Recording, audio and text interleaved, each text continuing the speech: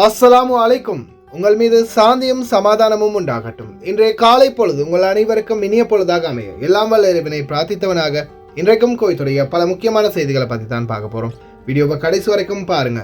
தெரியாத நண்பர்களுக்கும் மறக்காம ஷேர் பண்ணுங்க. வீடியோ பிடிச்சிருந்தா ஒரு லைக் பண்ணுங்க, சப்ஸ்கிரைப் பண்ணுங்க, தொடர்ந்தும் சப்போர்ட் பண்ணுங்க.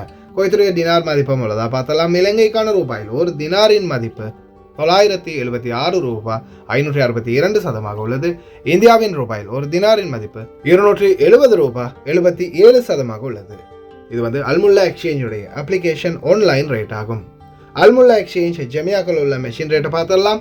இந்தியாவுக்கு 270 ரூபாய் 70 சதமும், இலங்கைக்கு 976 ரூபாய் 56 சதமாக உள்ளது. ஜெமியாக்கள் உள்ள மெஷின்கள் நல்ல ரேட் கிடைச்சா போடுங்க. அதே போல அவங்களுடைய கட்டணம் 1.25 தினார் தான். கோயத்துடைய பல எக்ஸ்சேஞ்சுகள்லையுமே அக்கௌண்ட் நம்பரை மறைச்சிடுறாங்க. இதை பற்றியும் உங்களுக்கு தொடர்ந்துமே தெரிய தராது. நீங்கள் ஏதாவது ஒரு புதிய எக்ஸ்சேஞ்சுக்கு பழைய பற்றுச்சீட்டோட போகிறீங்களா இருந்தால் நிச்சயமாக அதில் அக்கௌண்ட் நம்பர் இருக்கா அப்படின்றத செக் பண்ணிக்கோங்க. அப்படி இல்லாத பட்சத்தில் எழுதிட்டு போனாலும் பிழை இல்லாத அக்கௌண்ட் நம்பரை எழுதிட்டு போங்க. ஏதாவது ஒரு நம்பர் பழிச்சாலும் கூட உங்களுடைய பணம் நாட்டுக்கு போய் சேராது. அந்த பணத்தை திரும்ப பெறணுமா இருந்தால் ரொம்ப நாட்களாகும். மறுபடியும் கட்டணம் செலுத்த வரும். இதை மறக்காம ஞாபகத்தில் வச்சுக்கோங்க. யுனைடெட் கல்ஃப் எக்ஸ்சேஞ்ச் கார்பரேஷன் இந்தியாவுக்கு பணம் அனுப்ப 750 ஃபில்ஸும், இலங்கை பணம் அனுப்ப ஒரு தினாரும் கட்டணம் அறவிடுறாங்க. அல்சாமில் எக்ஸ்சேஞ்ச் கார்பரேஷன் ஒரு தினார் மட்டுமே கட்டணம் அறவிடுறாங்க. யூஜே எக்ஸ்சேஞ்ச் கார்பரேஷன் ஒரு தினார் மட்டுமே கட்டணம் அறவிடுறாங்க. Kuwait Asian International exchange 750 fils மற்றும் 500 ஃபில்ஸ் போன்ற கட்டணங்களும் அறவிடுறாங்க. குவைத்தில் அல்நாதா, ARY, அமான் எக்ஸ்சேஞ்ச், யூஜே, அல்சாமில், Ansari exchange, Lulu exchange, Joyalukkas, KBE, UAE, Oman exchange, Bahrain exchange, BEC, wall street exchange, இது போன்ற இன்னும் பல எக்ஸ்சேஞ்சுகளும் இருக்குது. குறிப்பாக இந்த நாட்களில் குவைத்துடைய சால்மியா பகுதிகளில் 250 ஃபில்ஸ் 500 ஃபில்ஸ் போன்ற கட்டணங்கள் தான் அறவிடுறாங்க.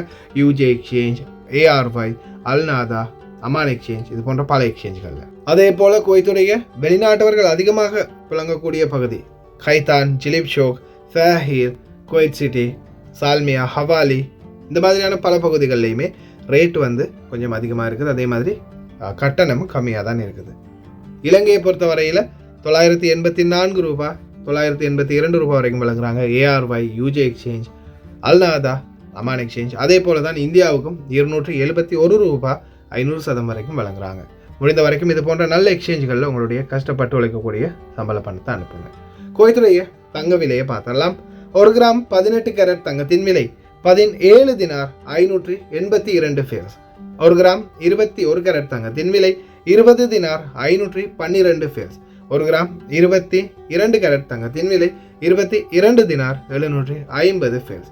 1 கிராம் 24 கேரட் தூய தங்கத்தின் விலை 23 தினார் 442 ஃபில்ஸ். ஏற்றத்தாழ்வு இல்லாமல் ஒரே நிலையிலே இருக்குது. இந்த நாட்களில் பார்க்கலாம், எதிர்வரும் நாட்களில் கம்மியாகுதா இல்லை அதிகரிக்குதான்னு.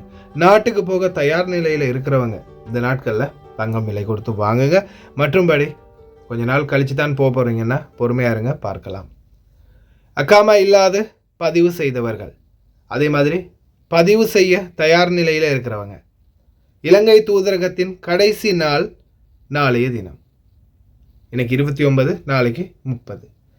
மே 30ஆம் தேதியோடைய இலங்கைக்கு தூதரகத்தில் அக்காமா இல்லாதவர்களை பதிவு செய்கிறத நிறுத்துறதா தெரிவிச்சிருந்தாங்க. அதனால் பதிவு செய்யாதவங்க இன்னைக்கு நாளைக்கு போய் முடிஞ்ச வரைக்கும் வேகமாக பதிவு செஞ்சுக்கோங்க.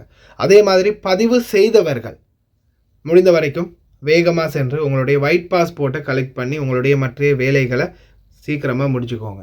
ஏன்னா எதிர்வரும் 15ஆம் தேதி அல்லது 16ஆம் தேதி ஹஜ்ஜி பெருநாளுடைய சீசன் ஆரம்பமாகுது. அதால் விடுமுறைகள் அறிவிக்கப்படலாம். அதே போல் வேலை திட்டங்கள் மிகவும் தாமதமாகலாம். 17ஆம் தேதி நள்ளிரவு 12 மணியோட உங்களுக்கு இந்த பொது மன்னிப்புடைய கால அவகாசம் முடியுது. அதெல்லாம் முடிஞ்ச வரைக்கும் வேகப்படுத்துங்க. அதே மாதிரி இலங்கை தூதரகமே 10 பேராக படம் காட்டிக்கிட்டு இருக்காமல் கொஞ்சம் வேகமாக முடிக்க பாருங்கள். இன்னும் எத்தனையோ பேர் ஒயிட் பாஸ்போர்ட் கலெக்ட் பண்ணாமல் இருக்கிறாங்க. வெயிலில் காயிறாங்க. வீடுகளில் இருந்து சொல்லிட்டு வராங்க, இதோ ஒரு ஹவரில் வந்துடுவோம் அப்படின்னு. கடைசியில் அந்த நாள் ஃபுல்லாகவே தூதரகத்திலே கழிக்க வேண்டியதாக இருக்குது. அதனால் தயவு செய்து வேகப்படுத்துங்க. இந்த மக்கள் உங்களை நம்பி தான் வந்திருக்காங்க.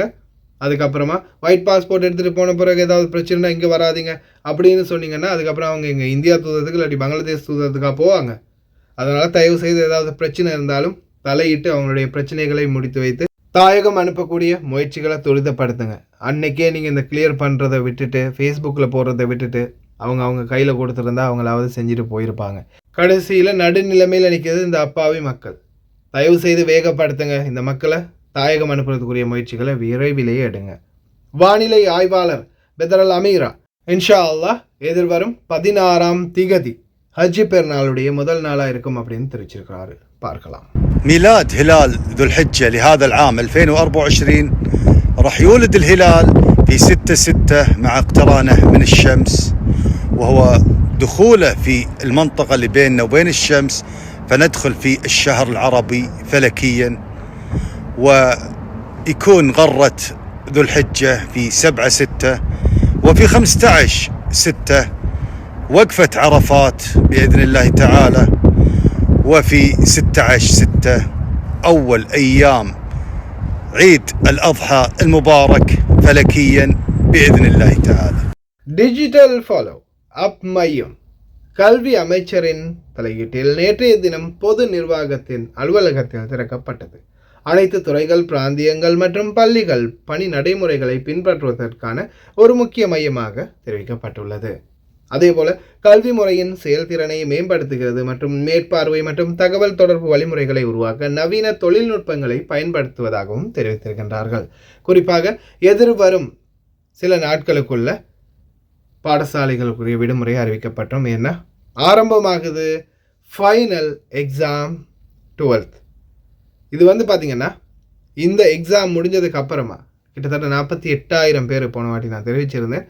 இந்த மாணவர்கள் அனைவருமே ஃபைனல் எக்ஸாம்ஸை முடிச்சிட்டாங்கன்னா ஹை ஸ்கூல் முடிஞ்சிருச்சு, உயர்நிலை பள்ளி முடிஞ்சிருச்சு. அதுக்கப்புறமா அவங்க எல்லாருமே ஜாமியா பல்கலைக்கழகம் செல்ல ஆரம்பிச்சிருவாங்க.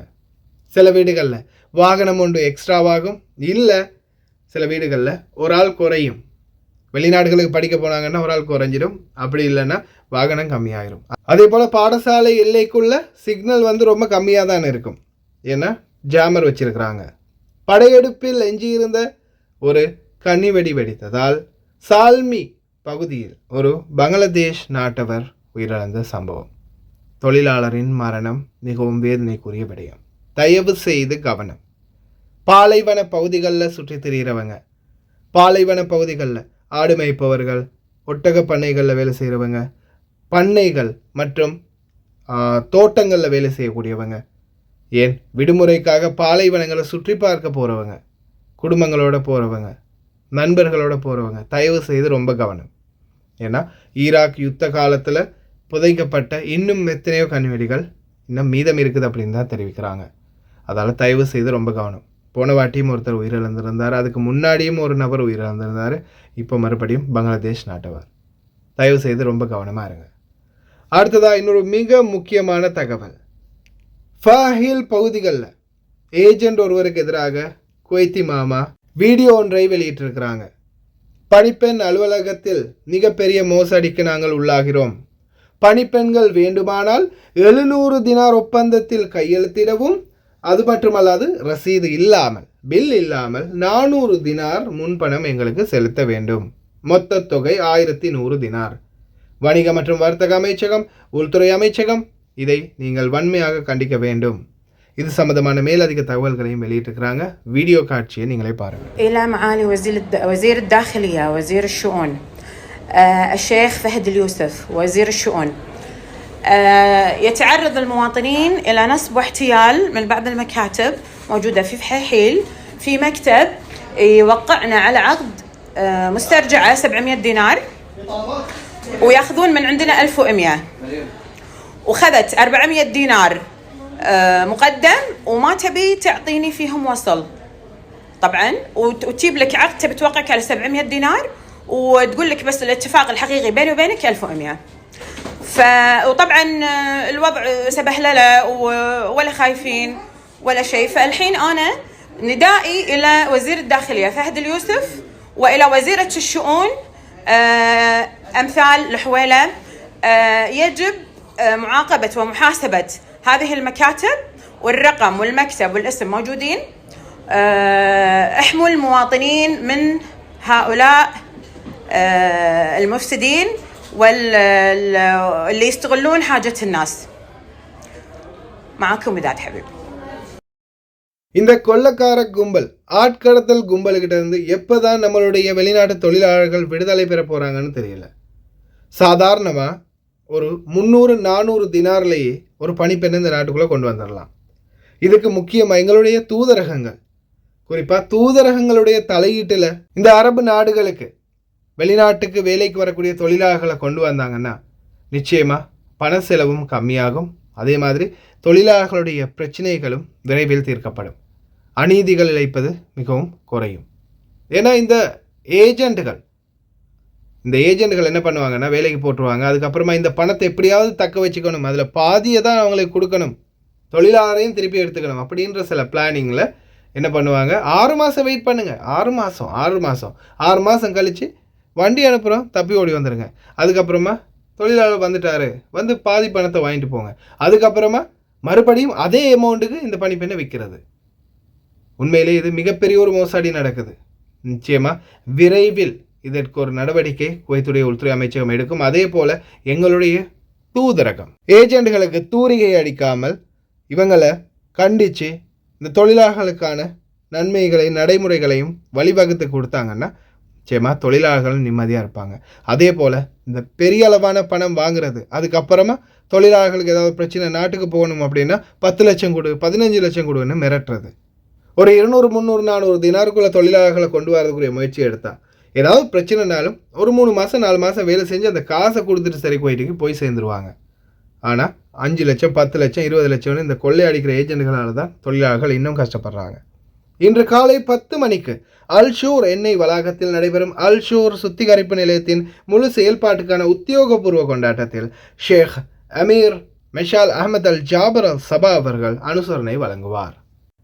அஹமது அல் சாலே பணிகளுக்கான அமைச்சகத்தின் செயல் துணை செயலாளர் ஒப்பந்தத்தில் கையெழுத்திட்ட நாளிலிருந்து நிலக்கீழ் அடுக்கை பராமரிக்க மற்றும் 5 ஆண்டுகளுக்கு கூடுதலாக குவைத்தின் அனைத்து சாலைகளையும் அமைச்சகம் 3 ஆண்டுகளுக்குள் சரி செய்ய முடியும் என்று தெரிவித்துள்ளது. இன்ஷா அல்லாஹ் கரீம் 3 ஆண்டுகளுக்குள்ள முடிச்சிருவோம் ரோடுகள் அப்படின்னு தெரிவிச்சிருக்கிறாங்க. அதுக்கடையில் எத்தனை பேருடைய நிலைமை முடிய போகுதுன்னு தெரியல. அந்தளவு மோசமாக இருக்குது ரோடுகளுடைய நிலைமை. அதே போல் குவைத்துடைய வணிக மற்றும் வர்த்தக அமைச்சகத்தின் ஆய்வுக்குழு தனது சுற்றுப்பயணங்களை தொடர்ந்து மேற்கொண்டு வராங்க. இதே போல பல கடைகளுக்கு எதிராக அறிக்கைகள் விடப்பட்டிருக்கின்றது. விலைகளில் மாற்றம், அதே போல சில பழைய பொருட்கள், டேட் பிந்தின பொருட்கள், இந்த மாதிரி நிறைய பொருட்கள் விற்றதுக்காக சில கடைகளுக்கு எதிராக வழக்கு தாக்கல் பண்ணப்பட்டிருக்குது. அதே போல வாடிக்கையாளர்களாகிய நீங்கள் ஏதாவது பிரச்சனை இருக்குது, ஒரு கடையில் உங்களுக்கு விலைகள் அதிகமாக விற்கிறாங்க, இல்லை ஏதாவது மோசடி நடக்குது அப்படின்னு தெரிஞ்சால் 55 13 51 35 என்ற வாட்ஸ்அப் இலக்கமூடாக ஆதாரத்தோடு தெரிவிக்கலாம். 135 என்ற அவசர இலக்கமூடாகவும் தெரிவிக்கலாம். குவைத்தினுடைய பல பகுதிகளிலையும் தொடர் சோதனை, அதே போல 410 அறிக்கைகள் மற்றும் நிறுவப்பட்ட பல சோதனை சாவடிகளில் 72 சோதனை சாவடிகள் மொத்தமாக நிறுவப்பட்டுள்ளது. 690 போக்குவரத்து விதிமீறல்கள் மற்றும் 36 நபர்கள் கைது செய்யப்பட்டிருக்கின்றார்கள் மற்றும் 145 போக்குவரத்து விபத்துக்கள் தீர்க்கப்பட்டுள்ளன. அதே போல போதைப் பொருட்கள், இந்த மாதத்துக்குள்ள வந்த போதைப் பொருட்கள் மட்டும் பல மில்லியன் தினார்கள் என்பது தெரிய வந்துள்ளது. தயவு செய்து இந்த போதைப் பொருள் விடயங்கள்லேருந்து முடிஞ்ச வரைக்கும் தவிர்த்துக்கோங்க, தூரமாகிக்கோங்க. பிடிபட்டிங்க கல்ஃப் நாடுகள் ஒன்றை கூட கனவுலையும் நினச்சிடாதீங்க. அதுக்கப்புறம் ஃபிங்கர் வச்சு அனுப்பிடுவாங்க. எந்த ஒரு கல்ஃப் நாட்டுக்கும் வர முடியாது.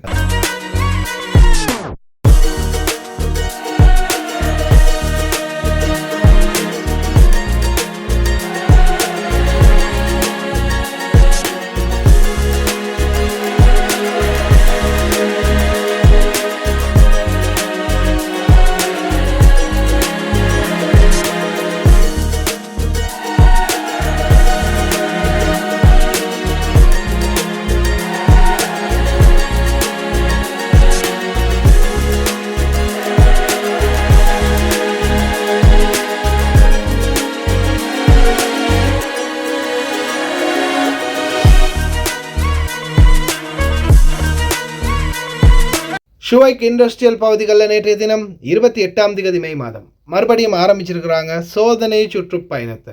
குவைத்துடைய முனிசிபாலிட்டி மற்றும் மனிதவளத்துக்கான பொது ஆணையகம், வணிக மற்றும் வர்த்தக அமைச்சகம், இன்க்ளூடிங் உள்துறை அமைச்சகம் பல பகுதிகளிலையும் சோதனைகள் மேற்கொண்டிருக்காங்க. இதில் கேரேஜ்களில் அதிகமான சோதனைகளில் பல பொருட்கள், பல வாகனங்கள் மற்றும் அப்டோனேட் வாகனங்கள், குறிப்பாக இந்த வாகனங்கள் வந்து பார்த்திங்கன்னா ஸ்டீலுக்கு போட வேண்டிய வாகனங்கள் ஸ்கிராப்புக்கு போட வேண்டியதை இன்னும் மோடிஃபை பண்ணி அந்த ரோட்டில் ரவுண்ட் அடிக்கிறதுக்கு ரெடி பண்ணி கொடுக்குறாங்க.